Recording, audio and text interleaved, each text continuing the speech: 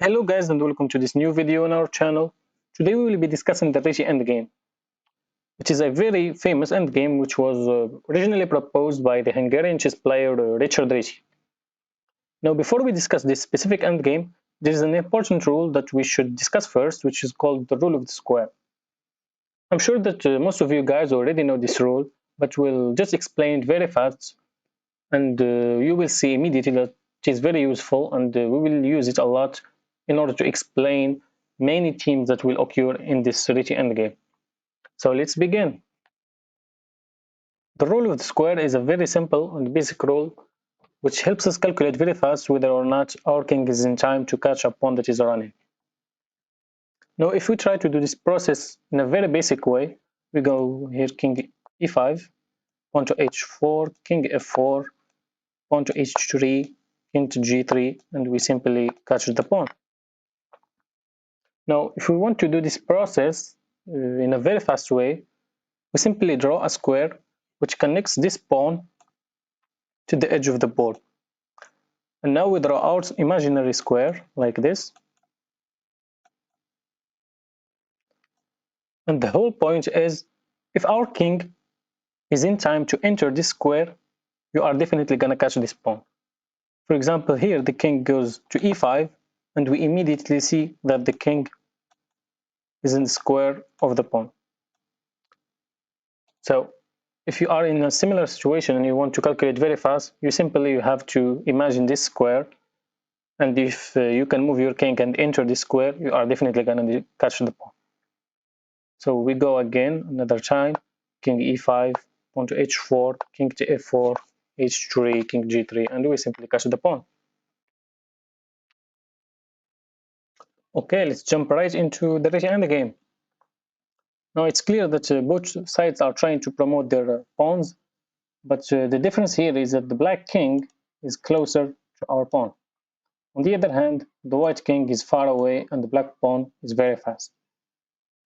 And we can immediately see if we try to catch the pawn, we simply can't. The black pawn is just very fast and we are losing. Similarly, if we try to promote our own pawn, again we see that the black king is faster and we simply won't be able to catch the black pawn. So how can we actually draw this endgame? The point here is very simple, but in the same time it's very clever. You have to threaten both at the same time to win the black pawn and also to promote your own pawn. And the only way to do that is to go king g7. Now if the black pawn runs, you simply go king f6. If h3, you abandon immediately the idea of catching the black pawn, and now you are threatened to promote the white pawn. If the king tries to take our pawn, we simply defend it. If the black tries to promote, we simply promote at the same time, and it's a drawn endgame. Now here, if black doesn't push to h3 and simply tries to win our pawn, we have this move, king e5. And the point here is we are still maintaining both threats. We are still threatening to take the black pawn, and also in case black pushes, we can simply support our own pawn. Here, if black takes, we can see here that we are in the square of the pawn, and the black pawn will fall. Again, here, if black tries to go h3, we simply support our own pawn, and if black pushes, we simply push.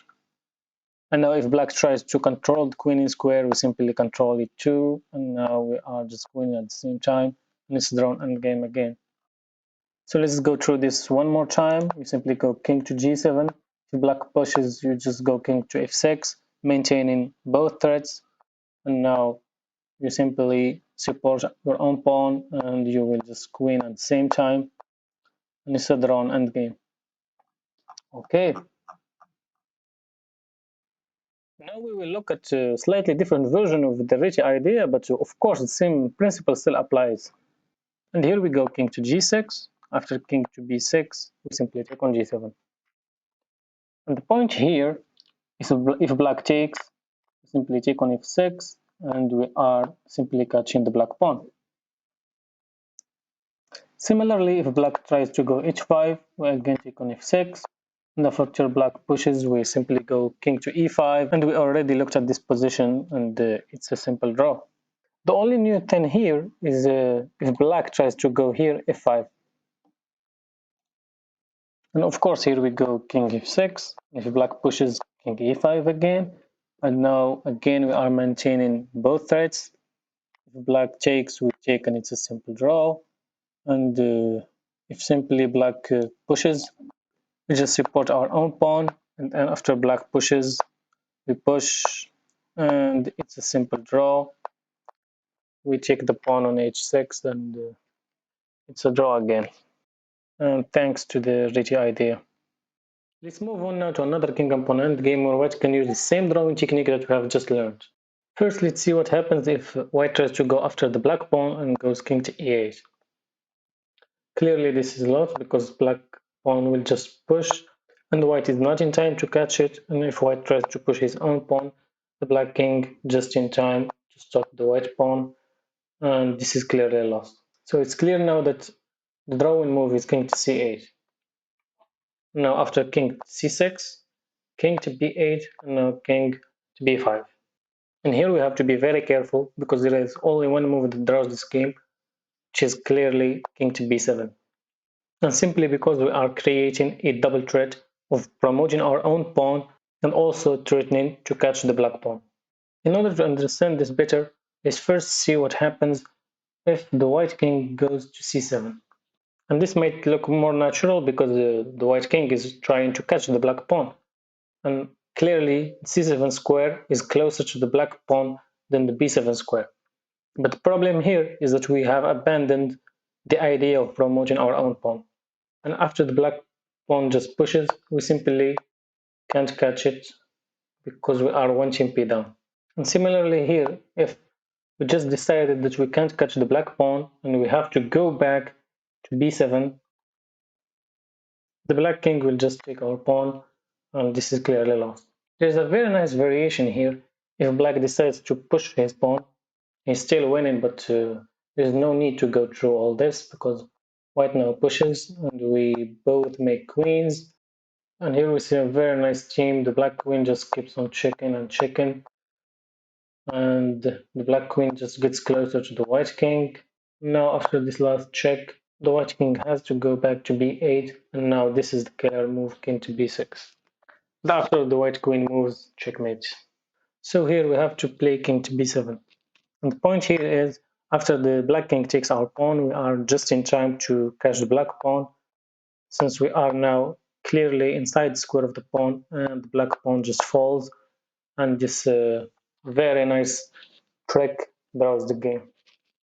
Now let's look at another interesting position, but this time it's not just a pure king and pawn endgame, there is also another bishop on the board. It's clear that white is trying to promote, but the problem is if white just makes a new queen, it's simply lost immediately after a check, and the queen is lost. And the game is also lost because if white tries to save the game, the black king just comes, and there is nothing that white can do. If white tries to attack the bishop, pawn just runs, and white is not in time to stop the pawn. The drawing move here is really not that easy to spot, but unfortunately it's the only way to draw this game, and you have to go king to c8. And the point here is that black cannot just passively defend the pawn, because if black tries to defend the pawn with his bishop, you simply threaten to make a new queen, and the black bishop is forced to control the queen in square, and now you take the pawn, and it's a draw. Because white also can't make any progress since the bishop is controlling this diagonal, and whenever white tries to make a new queen, black will just take it. For example, here, if king moves, white makes a new queen, and it's lost immediately, and it's a draw. So now black has to push the pawn. After the pawn pushes, you simply go back to d7. The pawn pushes again, and now king to d6. And we can see now that white is not inside the square of the pawn. This is the square of the pawn. White has to go c5 and d4 in order to enter to the square of the pawn. So it looks like black is just winning, but the point here is that black has to waste time in order to defend against the threat of making a new queen here. And the only move for black to save the game is to go bishop to f5. And we can see now that we have just one actially for free. So how can we use it to draw this game? If we simply attack the pawn, this doesn't work because the pawn just pushes and we are lost. So the only saving move here again is to attack the bishop. Now this gives us a chance to win another champion because if the pawn just pushes, we simply take the bishop, and after the pawn pushes, we simply make a new queen, and it's a drawn endgame.